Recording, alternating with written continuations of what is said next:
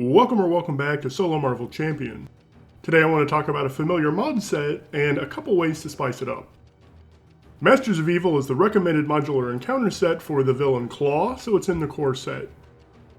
The side scheme, the Masters of Evil, helps Claw perform its gimmick, which is to burn through the encounter deck. Claw does this by getting an additional boost card when he attacks, and this scheme does it by discarding cards until you get a Masters of Evil minion. The set also has 2 copies of the Masters of Mayhem Treachery, which will either have all of the MOE minions attack, or make you go search for one. The other 4 cards in the set are all minions. Whirlwind isn't terrible for me because I play true solo, but in a multi-hero game, he's going to hit all of the heroes. Melter hits hard and must be defended by an ally if you have one. You want to get rid of Tiger Shark quickly because each time he attacks, for 3 no less, he gets a tough card, and that only makes him more difficult to get rid of. Finally, Radioactive Man is just the worst. He only hits for 1 but has 7 health and makes you discard a random card after attacking, which really sucks. Note that all of them have a special boost icon, so even if they're drawn as a boost card, they do something similar to their ability. Masters of Evil is a great set, especially in Claw, but I've played him like 2 million times. That's hyperbole, of course, because what I mean to say is I'm pretty familiar with it. If only there was a way to get some different Masters of Evil.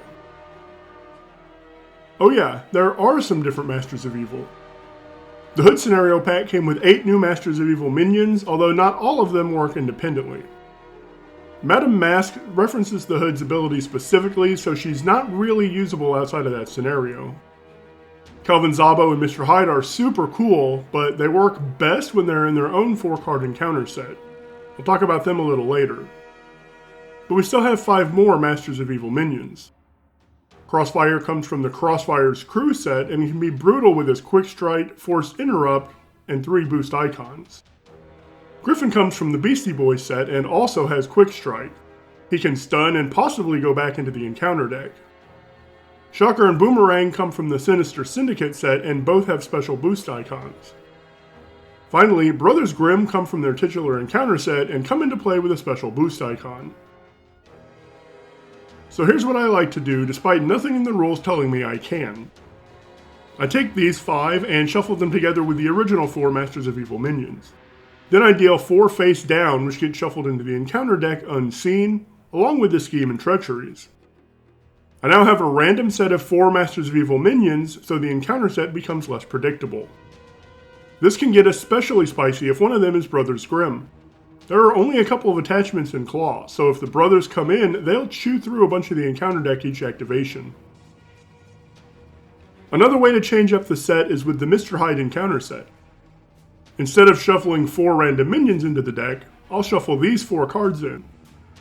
They still interact with the Masters of Evil and Masters of Mayhem, so you're just trading 4 minions for 2 more threatening ones. We can always use different mod sets with a villain, but I think there's some space for custom building a villain's deck too, like we do with our hero decks. With that said, maybe you don't randomize at all and just choose your Masters of Evil. Crossfire and Griffin both have Quick Strike. Griffin and Shocker both deal out stuns. And Boomerang and Crossfire go after your allies hard. Whichever method you use, it'll make the Masters of Evil modular set and Claw very different experiences. Let me know in the comments what you think. Like, sub, and hit the bell icon if you want to. Thanks for watching, and until next time, champions, have a great day.